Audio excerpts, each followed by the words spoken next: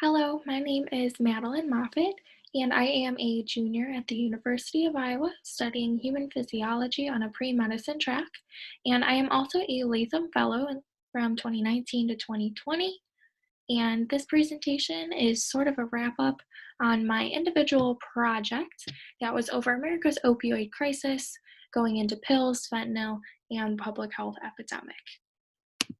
So, the main goal of my presentation was to educate pre health professionals like me, people in pre medicine, pre PA, pre health, nursing, things like that, about America's greatest public health threat. And the rationale, kind of the driving force behind this project, was when I was initially doing a lot of my background research on the opioid epidemic.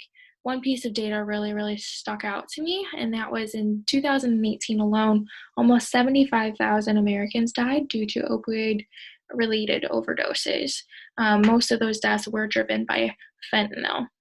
And as we can see in the graph on the left, since 2000, we see just a general upward trend in opioid-related overdose deaths in the United States. So this is definitely information that needs to be shared. Some of my project did have to obviously change given the coronavirus pandemic that unfortunately hit right before me and a lot of my classmates were about to implement a lot of our projects.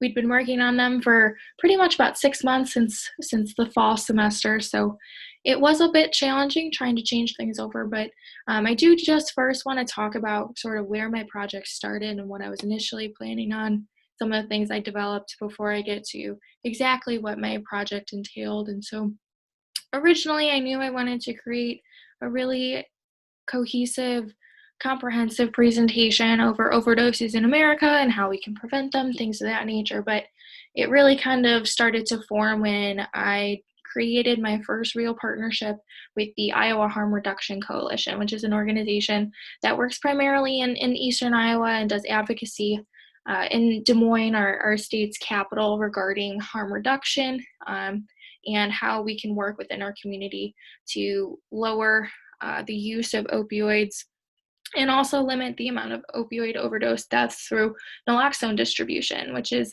the generic name for Narcan, which is known as this kind of the silver bullet drug that in essence reverses opioid overdoses. So what I was originally planning on was then doing a free opioid overdose prevention and Narcan training, sort of an interactive presentation. I was planning to do this on the University of Iowa's campus just to make it really accessible for a lot of people in the area, and specifically my target demographic, which was undergraduate students in pre-health professional degree programs. And this here on the right is actually what my flyer looks like, what I was able to send out to various student organizations and to the Iowa Harm Reduction Coalition to put on their social media. So this was kind of my main form of marketing for the event.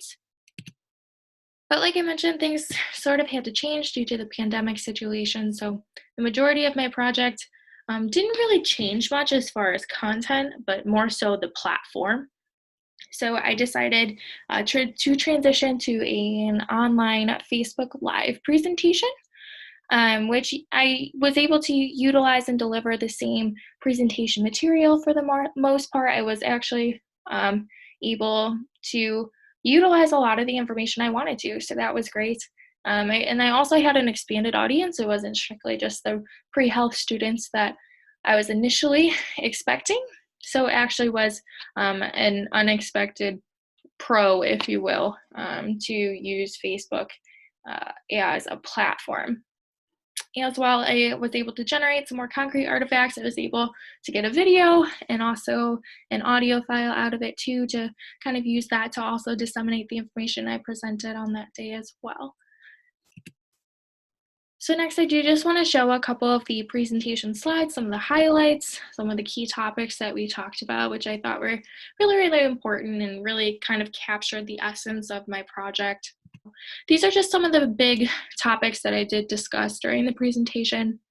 Exactly what are opioids, how do they work, what is an overdose, who's at risk, what happens during an overdose. So really going through a lot of definitions, laying the foundational groundwork before moving into what is naloxone, which most people will just call Narcan. How does Narcan work? Then going into how do you recognize an overdose? What are some of the signs and symptoms? How you then administer the naloxone? A quick little mnemonic as to how to remember all of this information, and then some things about legality, Good Samaritan laws, things of that nature. Oops. All right, so this slide here was a really big point of emphasis, just explaining, what opioids are, how they work within the brain, how do we classify opioids, and how does that in turn influence, what happens during an overdose. So we did then have a little bit of a conversation about what exactly is fentanyl, because it is such a buzzword, really, when we start talking about opioid overdose prevention. Next, I wanted to kind of talk about the history of it, sort of how we got to this point as to where we are right now, where over 75,000 Americans are dying every year. The next point of emphasis was understanding and explaining how we identify specifically opioid overdoses, what exactly happens physiologically, what's going on inside the body to sort of explain why you see these symptoms occur. And just a fun fact for you, if you do think that someone is undergoing an opioid overdose, always check the pupils. This is the only type of drug overdose in which you see tiny, tiny pupils, or sometimes they'll be called pinpoint pupils. So just a fun fact for you. And then to just touch on naloxone again, also known as Narcan, comes in 3 different forms. So originally in our plan, it was going to be really, really fun, really interactive, where we were actually going to use kits donated by the Iowa Harm Reduction Coalition to practice intramuscular injection of naloxone. And how we were going to do that was to use syringes and water in a vial, and then use oranges to mimic human flesh. But unfortunately, with the online format, we weren't exactly able to do that, but just to explain, the same process as to how that would occur. And as I kind of start to wrap up a little bit, I do just want to go over some of the things that I learned as a Latham Fellow. I really, really enjoyed this class. I think it really pushed me to think critically and how to project manage and do all of these other skills that I know I can carry with me throughout my career. But you were kind of the 3 main ones that I took. Number 1 being events that you plan rarely go as planned. Sort of, however many backup plans you have, A, B, C, D, all the way through Z, usually something unexpected is going to happen. So being able to have the flexibility, and being able to, kind of go with the flow, is a really valuable skill set to have when you're planning these types of events. Number 2, finding help is really the key to success. Engaging the community and really finding that existing infrastructure so you don't have to quote unquote reinvent the wheel, as one of our instructors would say.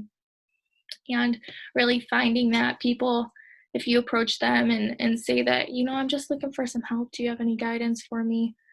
They're usually really, really excited to help you and have a mutually beneficial relationship.